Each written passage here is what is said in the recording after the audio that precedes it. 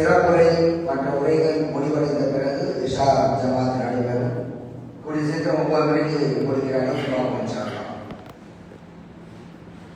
உரை நிகழ்த்திய உமர் சித்திக் அவர்களுக்கு அவர்கள் மூலமாக நம்முடைய பள்ளியின் துணை செயலாளர் எம் முகமது சதீர் அவர்கள், அடுத்ததாக வாழ்த்துறை வழங்குவதற்காக கடைசியாக ஹாஃபிஸ் எஸ் அபுல் ஹசன் ஷாஹி பாகவி அவர்கள், இமாம் அல் ஹுதா மஸ்ஜித் லஸ் மைதாப் அவர்கள் வருகை தருகின்றார்.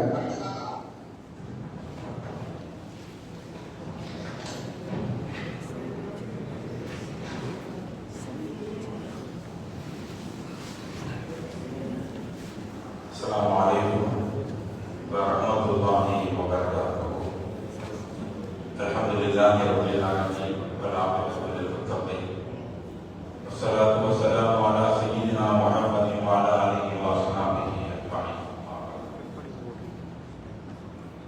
தரபிய சொல்லக்கூடிய ஹசரத் அவர்களே, சிறப்புரை நிகழ்த்திருக்கிற அல்லாஹ் தரபிகளுடைய பேராசிரியர் அவர்களே, வாழ்த்துறை வழிநடத்தக்கூடிய உலமாக்கள் மக்களே, இங்கு குழுமியிருக்கக்கூடிய ஜமாத்தார்களே, சகோதரர்களே, முக்கியமான ஒரு சந்தோஷமான ஒரு நிகழ்விலே நாம் இருக்கிறோம். எழுத்து பணி என்பது ஒரு சிறந்த பணி. ஒரு புத்தகத்தை உருவாக்குவது என்பது ஒரு சிறந்த நற்காரியம். காலங்கள் எத்தனை ஆண்டுகள் சென்றாலும் கூட அந்த புத்தகம் இருக்கின்ற வரைக்கும் மக்களுக்கு பயனுள்ளதாக இருக்கும். புத்தகத்தை உருவாக்கியவர் பேசப்பட்டுக் கொண்டே இருப்பார், அவருக்கு நன்மைகள் சேர்ந்து கொண்டே இருக்கும். அப்படிப்பட்ட ஒரு சிறந்த ஒரு நிகழ்வாக இந்த நிகழ்வு இருக்கிறார். நான் ஒரே ஒரு அளவு கவிஞர் சொன்ன ஒரு கவியை மாத்திரம் சொல்லி முடித்துக் கொள்கிறேன். يلوح الخط في القرطاس دهرا وكاتبه رميم بالتراب. புத்தகத்தை எழுதியவர் அவர் இந்த உலகத்திலே வாழ்ந்து மறைந்திருக்கலாம், அவர் மண்ணுக்கு போயிருக்கலாம். ஆனால் அவருடைய எழுத்துகள் ஜொலித்துக் கொண்டிருக்கும், காலகாலமாக ஜொலித்துக் கொண்டிருக்கும். அது என்றைக்கும் மறையாது, மறக்க முடியாது. நம்முடைய வீடுகளிலே, இடங்களிலே அந்த புத்தகங்களை பார்க்கும் பொழுது அந்த ஆசிரியர் நினைவுக்கு வருவார், அதை உருவாக்கியவர் நினைவுக்கு வருவார். அந்த கவிஞர் சொல்கிறார், எழுத்து ஜொலித்துக் கொண்டிருக்கும், அதை எழுதியவர் போயிருப்பார் அப்படின்னு சொல்கிறார். இந்த நேரத்தில் என்னுடைய உஸ்தாத் செய்து கொண்டவர் ஆலமொழியின் அவர்கள் ஷாஃபி ஃபிக்ஹின் சட்ட களஞ்சியம் என்ற ஒரு கிதாப் எழுதினார். நான் பாக்கியாத்து சாலியாத்தில் 3 ஆண்டு காலம் இருக்கிறேன். எங்கள் ஊர் கடற்கரை பகுதியிலே நிறைய ஷாஃபி மதத்தை சார்ந்தவர்கள் இருப்பார்கள். அந்த நேரத்திலே அந்த புக்கு வெளியிட்ட நேரத்திலே நிறைய விற்பனையாக எந்த அளவுக்கு சொன்னா, நான் ஊரிலிருந்து மதரசாவுக்கு வரும்போது சொல்லி விடுவாங்க, வரும்போது இத்தனை புத்தகத்தை வாங்கிக்குவாங்க அப்படின்னு சொல்லுவாங்க. 3 ஆண்டு காலம் மதரசாவில் ஓதக்கூடிய காலகட்டத்தில் மதரசாவிலிருந்து விடுமுறை விட்டு ஊருக்கு செல்லும் பொழுது அசலத்தை அணுகி அந்த ஷாஃபியினுடைய சட்ட களஞ்சியத்தை நான் ஊருக்கு இங்கேயிருந்து வாங்கி கொண்டு போய் யாரெல்லாம் கேட்டார்களோ அவர்களுக்கு கொடுத்திருக்கிறேன். எங்கள் ஊர் மாத்திரமில்லை, எங்கள் பகுதியிலே ஒவ்வொரு வீட்டிலையும் அந்த ஷாஃபியின் சட்ட களஞ்சியம் புக்கு இந்த வரைக்கும் இருக்கும். அந்த புத்தகத்தை எடுத்து பார்க்கும் பொழுது உஸ்தாதுடைய ஞாபகம் நமக்கு வரும், அவர்களுக்காக நம்ம துவா செய்வோம். அதனால அரபு கவிஞர் சொன்னதை போல இந்த எழுத்து இன்றைக்கும் இருக்கும், இன்றைக்கும் ஜொலித்துக் கொண்டிருக்கும். அதுபோல அப்துல் ஹாரி அவர்கள் இந்த மொழிபெயர்த்திருக்கக்கூடிய இந்த புத்தகம் சமுதாயத்துக்கு, மக்களுக்கு நிறைய பயன் கிராமத்து வரைக்கும் அது பயன்பெற்ற மக்களாக வாழக்கூடிய தோல்விக்கு அல்லா தந்தருவானாக.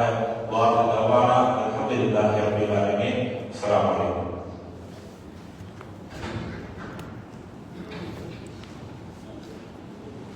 ஹசரத் அவர்களுக்கு நெஞ்சார்ந்த நன்றியை தெரிவித்துக் கொள்கிறோம்.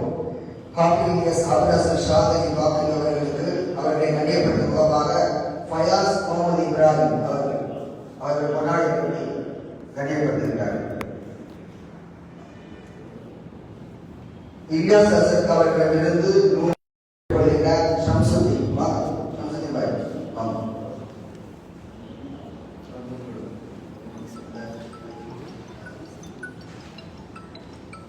நிகழ்ச்சியின் இறுதி வரை அனைவரும் இருந்து எல்லோரும் கடைசி வரை இருக்குமாறு அவ்வாறு கேட்டுக்கொள்கின்றோம்.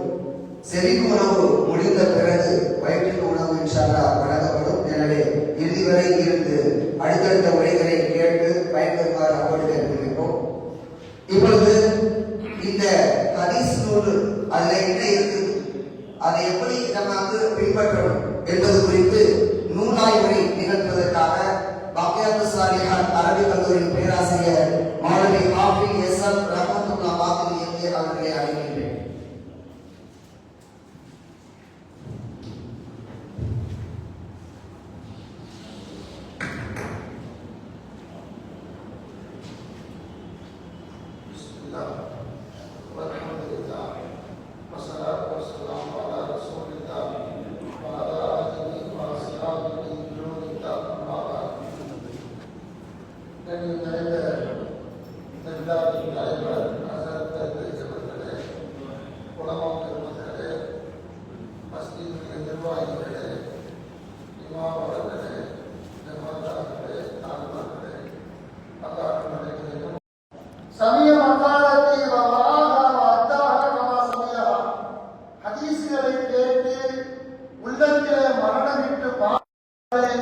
அதை அடுத்தவர்களுக்கும் எடுத்துச் சொல்லக்கூடிய இந்த சேவையாளருக்கு அல்லாஹ் தஆலா ஜெகஜோதியான செழிப்பான வாழ்க்கையை தந்தருவானாக என்று நாயகம் ஸல்லல்லாஹு அலைஹி வஸல்லம் துஆ செய்திருக்கிறார். இந்த நல்லவே என்ற இந்த வார்த்தைக்கு முஹத்திஸீன்கள் இப்படி கூறுவார்கள், அவருடைய முகத்தை பிரகாசமாக, அவருடைய முகத்தை வெளிச்சமாக ஆக்கி வைப்பானாக என்று சொல்லுவார். கனிமானவர்களே, ஹதீஸுடைய தொடர்பில் இருக்கக்கூடிய எல்லோருக்கும் நபிகள் நாயகம் ஸல்லல்லாஹு அலைஹி வஸல்லம் துஆ செய்திருக்கிறார். வேறொரு ஹதீஸை நாம் பார்க்கிறோம். நபிகள் நாயகம் ஸல்லல்லாஹு அலைஹி வஸல்லம் அல்லாஹும்ம அர்ஹம் குலஃபாயி, யா அல்லாஹ் என்னுடைய குலஃபாக்களுக்கு நீ கிருபை செய்வாயாக என்று கேட்கும் பொழுது சஹாபாக்கள் கேட்பார்கள், மன் குலஃபாவுக யா ரசூலல்லாஹ், உங்களுடைய குலஃபாக்கள் யார் என்று கேட்பார்கள். அப்பொழுது நபிகள் நாயகம் ஸல்லல்லாஹு அலைஹி வஸல்லம் கூறுவார்கள், அல்லதீன யர்தூன மின் பாதி யர்மூன அஹாதீஸி வ யுஅல்லிமூன அன்-நாஸ, எனக்கு பின்னால் வந்து ஹதீஸ்களை அறிவித்து ஹதீஸ்களை மக்களுக்கு போதிக்கிறார்களே, அவர்கள் என்னுடைய ஹலீஃபாக்கள், என்னுடைய பிரதிநிதிகள் என்று நபி நாயகம் ஸல்லல்லாஹு அலைஹி வஸல்லம் கூறுவார்கள்.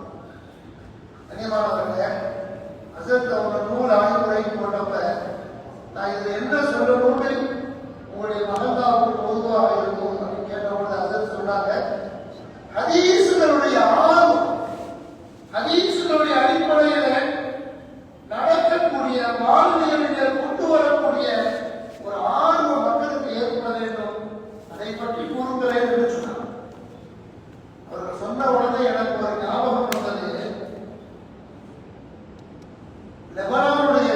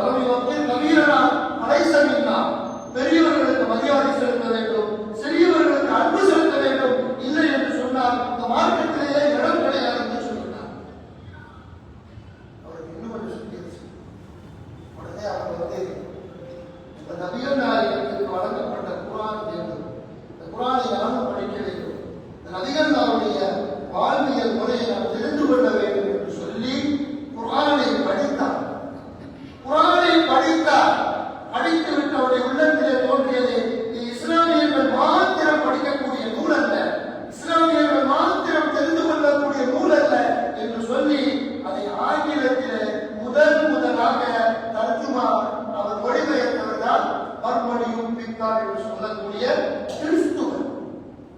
அவருடைய குடும்ப பாரம்பரியம் எல்லாம் கிறிஸ்துவ வழியிலே வந்தவர்கள். கிறிஸ்துவ ஆலயங்களிலே அவர்கள் போதகர்களாக மத போதகர்களாக வேலை செய்யக்கூடிய அந்த குடும்பம் முதலாக ஆங்கிலத்திலே த மீனிங் ஆஃப் குர்ஆன் என்ற பெயரிலே ஆங்கிலத்திலே மொழிபெயர்த்து உலகம் முழுவதும் குர்ஆன் வருவதற்கு காரணம் ஒரு ஹதீஸை தன்னுடைய வாழ்க்கையிலே கொண்டு வந்த இந்த இளைஞர் தான் என்று சொன்னால் தெரியாது. இந்த இளைஞர் ஹதீஸை பின்பற்றிய காரணத்தினால், ஹதீஸை எடுத்து நடந்த காரணத்தினால், அதுவும் வேகமாக பேசிய ஒரு கட்டத்திலே அடிவாங்கிய அந்த நேரத்திலே அவர் ஹதீஸை கொண்டு வந்தார். ஹதீஸை வாழ்வியதிலே அவர் எடுத்து நடந்தாங்க. அதுதான் பிக்தால் மாத்திரம் அல்ல, பிக்தாவுடைய குடும்பம் மாத்திரம் அல்ல, உலகம் எங்கும் குர்ஆன் பரவுவதற்கு காரணமாக இருக்கிறது. கண்ணியமானவர்களே, இப்பொழுதும் பிக்தால் குர்ஆன் என்று லைப்ரரியிலே நாம் பார்க்கிறோம். கண்ணியமானவர்களே, இந்த நூலாசிரியர்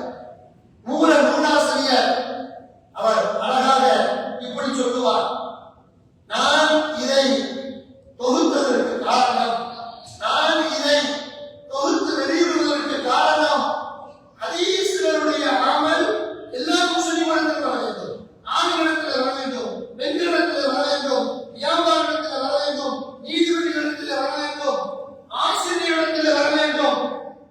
யார் யாருக்கு எப்பெல்லாம் தேவையோ, எப்பெல்லாம் யாரெல்லாம் எந்தெந்த விஷயங்களிலே அவர்கள் தேவைப்படுகிறார்களோ எல்லா நேரத்திலும் அவர்களுக்கு ஹதீஸுடைய வாழ்வு உள்ளத்திலே அவருடைய செயல்முறையிலே வர வேண்டும். அதுதான் ஆசை.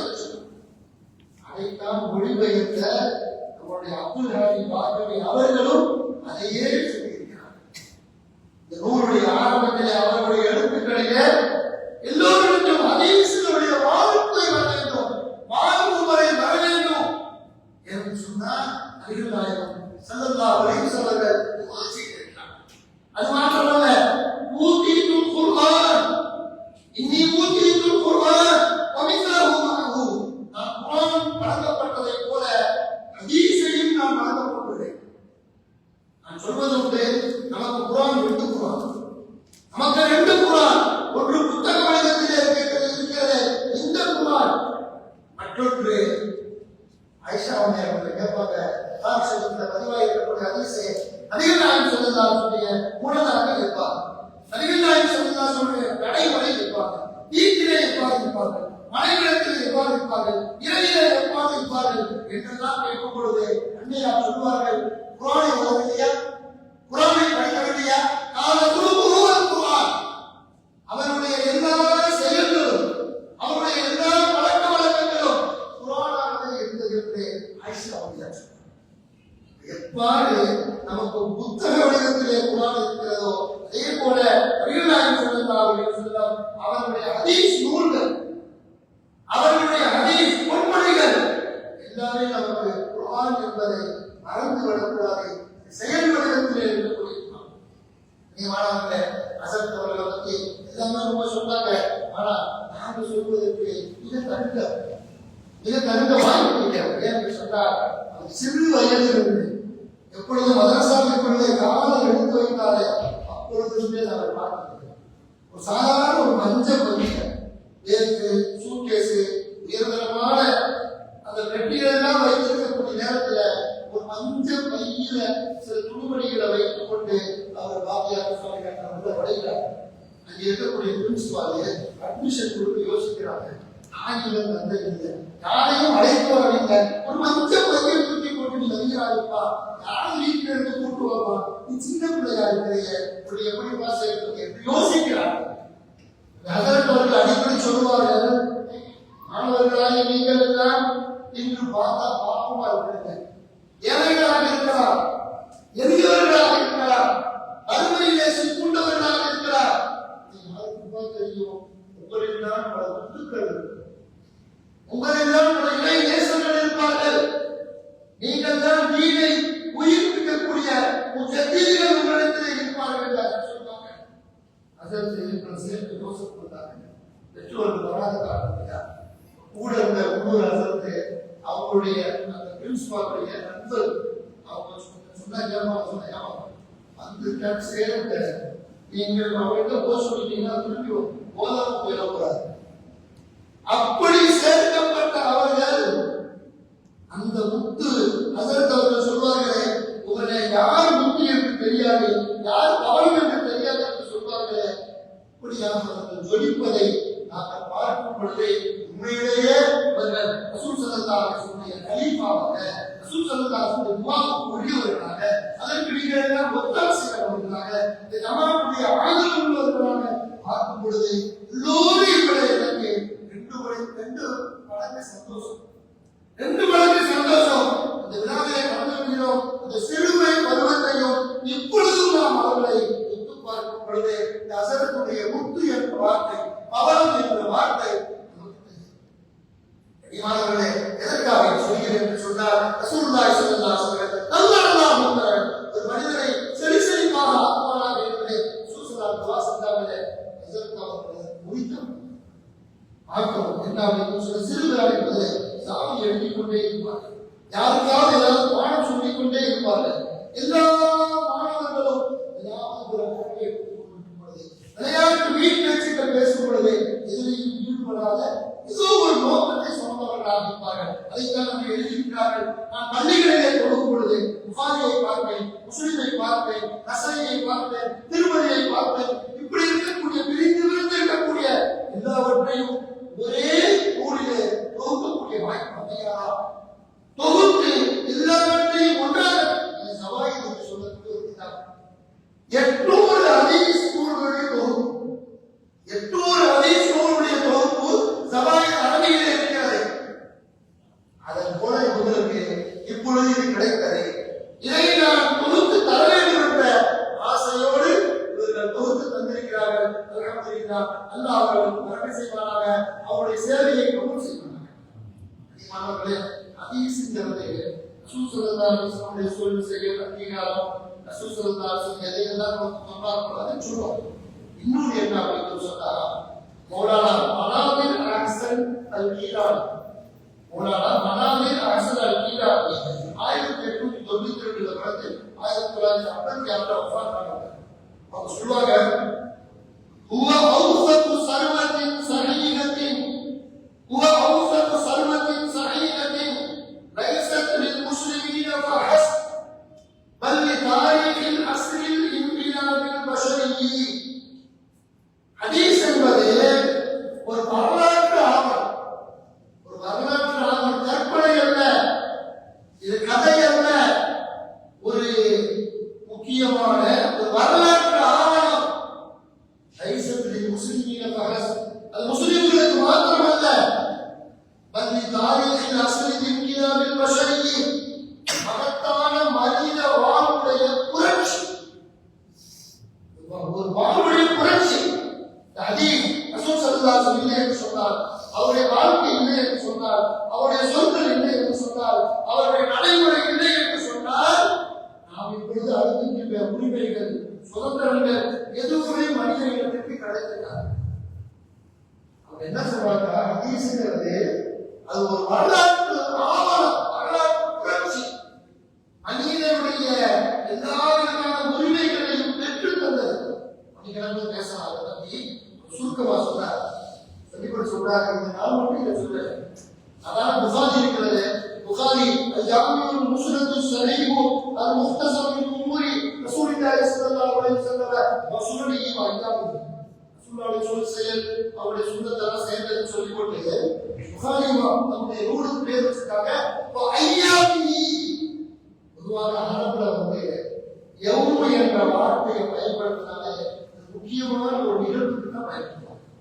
யௌம ஃபத்ஹி மக்கா, மக்காவுடைய வெற்றி, மக்காவுடைய வெற்றியுடைய அந்த நாள் யௌம் என்று வந்திருக்கிறது. அன்னைக்கு வெற்றி பெற்று அன்னைக்கு வந்து ஜெயிச்சதா, இன்னைக்கு வரை யாரும் தோற்க முடியாத வழியாக மக்கா. அன்று இறை மறுப்பாளர்களை வெளியேற்றியதனால் இன்று வரை இறை மறுப்பாளர்கள் உள்ளே உடைய முடியாத. அது ஒரு புரட்சி, மக்கா வெற்றி ஒரு புரட்சி. அதுக்கு தான் யௌம் என்று வரும். அதே போல யௌம பத்ர், பதில் இருக்கிறது. சாதாரணமாக சிறிய சொற்ப அளவிலே நடக்க முடிந்தாலும் நடந்த அந்த நேரத்திலேயே 15 வருட காலம் அதனுடைய தாக்கம் முழு ஆர்வத்தில் இருக்கிறது. மிகப்பெரிய புரட்சி, மிகப்பெரிய வெற்றியை தந்தது. அதுபோல புகாரில் வரும் நம்முடைய கிதாபுடைய பேர்கள் புகாரி சுருக்கமாக சொல்லுவோம். அதுக்கு அஜாமியும் முஸ்லிம் சஹீஹுல் முக்தஸர் மின் உமூரி ரசூலுல்லாஹி ஸல்லல்லாஹு அலைஹி வஸல்லம் இது மூணு பேர் ஐயாவின் ஏன் வந்தார்கள்? மௌலானா வனாதிர் ஹசன் கீழான் சொன்னாங்க, ஏன் ஐயாவின் என்று வந்தார்கள்?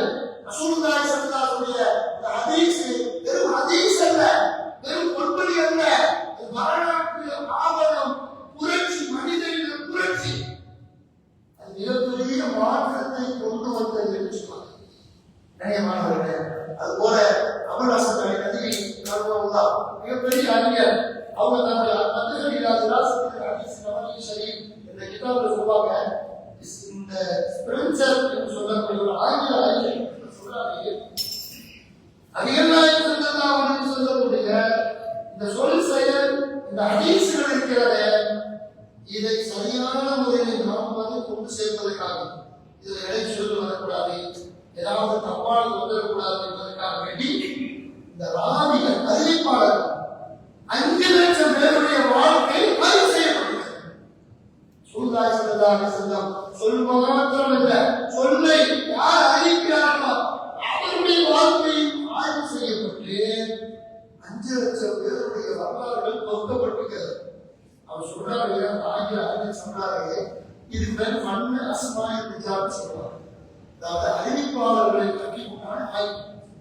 இந்த உலகத்துல எந்த ஒரு தலைவருக்குமோ எந்த ஒரு நூலுக்குமோ இந்த ஒரு முறை கிடைக்கவே இல்லை. இதை முதலாக ஆரம்பித்து வைத்ததே இஸ்லாமியர்கள் தான், முஸ்லிம்கள் தான்.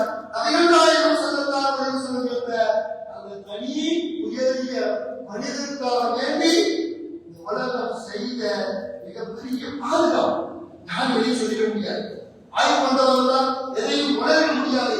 அவருடைய சூழ்நிலாம் பாதுகாக்கப்பட்டதற்காக வேண்டி 5 லட்சம் மனிதர்களுடைய வார்த்தைகள் எல்லாம் ஒன்று சேர்க்கப்பட்டது. ஒருத்தர் கேட்டார் என்ன அப்படின்னு சொன்னா ஒருத்தர் சொன்னார், என்ன நீங்க நபிகள் ஸல்லல்லாஹு பத்தி எல்லாத்தையும் அறிவிச்சிருக்கீங்க, எல்லாத்தையும் அறிவிச்சிருக்கீங்க, ஏதாவது ஒன்று கேட்கலாம், எதையாவது ஒரு விட்டு விட்டு இருக்கிறீர்களா, எல்லாரும் அறிவித்திருக்கிறீர்களா? அவங்க ஒன்றே விட்டுருக்கோம். ஹதீஸ்களை வல்லுநர்கள் சொன்னார்கள், என்னங்க அவர்கள் விட்ட மூச்சுகள், நபிகள் நாயகம் ஸல்லல்லாஹு அலைஹி வஸல்லம் விட்ட மூச்சுகள் இருக்கிறது, அது எத்தனை என்று நாங்கள் எண்ணவில்லை. ஏன் எண்ண முடியாது? அதையும் எண்ணுவதற்கு வாய்ப்பு இருந்தால் எங்களுக்கு முடியுமானால் அதையும் நாங்கள் எண்ணி இருப்போம். அந்த அளவு உயர்ந்த சேவையை செய்து வருகிறார் ஹதீஸ்களை தொகுத்தவர்கள். அந்த வரிசையில நம்முடைய ஹஸரத் அவர்கள் மிகப்பெரிய ஒரு சேவையை செய்தார்கள் என்று சொல்வதை விட அல்லாஹ் அவர்களை தேர்ந்தெடுத்துக் கொண்டார். அல்லாஹ் அவர்களை உயரிய பணிக்காக தேர்ந்தெடுத்துக் கொண்டார். முன்னால் பேசிய அரசு அதிகாரிகள் சொன்னார்களே, ஹஸரத் அவர்களுக்கு ஒரு பெரிய உத்தியோகம் காத்திருச்சு, அவங்க இவ்வளவு மனப்பட்ட சொன்னாங்க சொன்னார்களே, கொடுக்க முடியாது என்பது என்ன? அதுதான் அதை அவர்களை உயரிய சேவைக்காக வேண்டி இதில் ஈடுபடுத்த வேண்டும் என்பதற்காக வேண்டி அது போன்ற வேலைக்கு அனுப்பவில்லை என்பதை நாம் பார்க்கிறோம். கண்ணியமானவர்களே, இந்த ஹதீஸ் நூல்களிலே நல்ல பொருட்களை நாம் திரும்ப செய்ய வேண்டும், கெட்ட பொருட்களை நன்மை செய்யக்கூடாது, அகந்தவை கூடாது, அகம்பாவம் கூடாது. அதே போல நிறம் மொழி இதுல வித்தியாசம் கிடையாது. என்னன்னா இந்த பல நல்ல உயரிய கருத்துக்களுடைய ஹதீஸ்களே, அதுவும் திருக்குர்ஆனுடைய அந்த நிகழ்வு சம்பந்தமாக உள்ள ஹதீஸ்களை நாம் பார்க்கும் பொழுது ஒரு திருக்குர்ஆன் அதனை போல அந்த நூலிலே உள்ளே இடம்பெற்றிருப்பதை நாம் பார்க்கிறோம். அல்லாஹ் தஆலா ரசூலுல்லாஹி ஸல்லல்லாஹு அலைஹி வஸல்லம் அவருடைய இந்த சொல்லை நம்முடைய வாயிலே ஒளியும் பொழுது அல்லாஹ் தஆலா உயர்வாக அறிவிப்பாங்க. ஏன் சொன்னா அபூ ஹுரைரா ரலியல்லாஹு தஆலா இருக்காங்க, அவங்க 4 வருஷமா ரசூலுல்லாஹி கூட இருந்தாங்க. ஆனா அவர்கள் யார் யாரெல்லாம் கேள்விப்படுகிறார்களோ, யார் யாரெல்லாம் நம்முடைய பேரை செவியேற்கிறார்களோ எல்லோரும் அவர்கள் முகமது கொள்கிறாங்க. சயீத் என்று சொல்லக்கூடிய ஒருவர் அபூ ஹுரைராவுடைய மருமகன், ஒரு தாவி, சஹாபி தாவி. இவரிடத்துல ஹதீஸ் இருக்கிறது என்பதற்காக அவர் கொண்டு கொடுத்தார். அதே போல சயீத் இருக்கிறாங்க, ஒரு ஆரம்ப ஏழைக்கு தன்னுடைய கொண்டு கொடுத்தார்.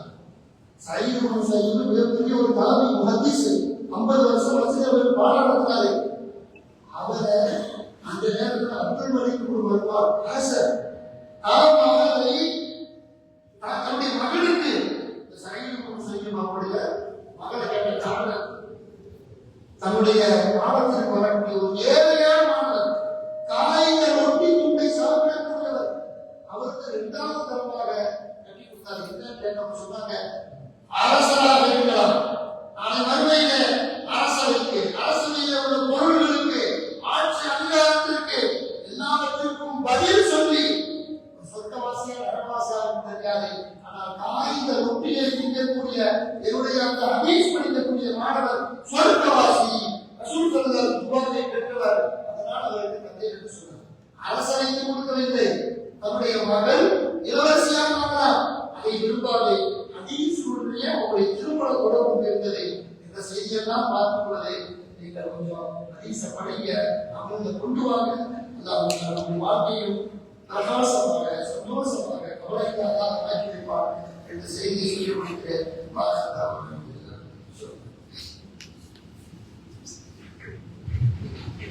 ஹஸரத் அவர்களுக்கு நெஞ்சார்ந்த நன்றியை தெரிவித்துக் கொள்கின்றோம். அவர்களை மையப்படுத்துவதாக திருவான்மையூரில் வசித்து வருகின்ற அஷ்ரப் அவர்களை பற்றி நிர்வாக அஷ்ரப் அவர்கள் பொன்னாடை பற்றி தெரியப்படுத்துவார்கள். அடுத்ததாக சிறப்புரை நிகழ்த்துவதற்காக பேராசிரியர் டாக்டர் சேமு முகமது அலி அவர்கள் இனிய திசைகள் என்ற பத்திரிகையின் ஆசிரியர், முஸ்லிம் லீக்குடைய துணை தலைவராக செயல்பட்டு வருகின்றார். தமிழ்நாடு அதாவது தொண்டியக்கத்தின் பொதுச் செயலராக செயல்பட்டு வரக்கூடிய பேராசிரியர் அவர்களுக்கு 10 நிமிடங்கள் ஒதுக்கப்பட்டுள்ளன.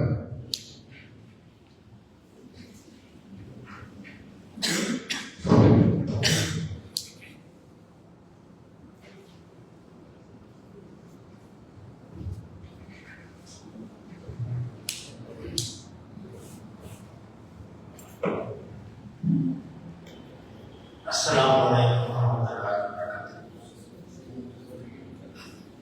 இறைவன் நம் அனைவரையும் என்றென்றும் நிறைவாக சங்கைக்குரிய உலமா பெருந்தகையினரே, வருகின்ற அருமை சகோதரர்களே, சகோதரிகளே, நம் அனைவர் மீதும் வல்ல அல்லாஹ்வின் நல்லவர் என்றென்றும் செழித்துள்ளார்கள். மிக அருமையான நிகழ்வு. ஆனால் 3 மணி நேரம் நடக்க வேண்டிய ஒரு நிகழ்வை 2 மணி நேரத்திற்குள் சுருக்கிக் கொள்ளுங்கள் என்று சொல்லி மிகப்பெரிய மாற்ற அறிஞர்களை எல்லாம் அழைத்து உட்கார வைத்தார். என்ன நியாயம் என்றுதான் கேட்பது. ஒவ்வொருவருக்கும் ஒவ்வொரு மணி நேரம் பேச வேண்டும். இங்கே அழைத்து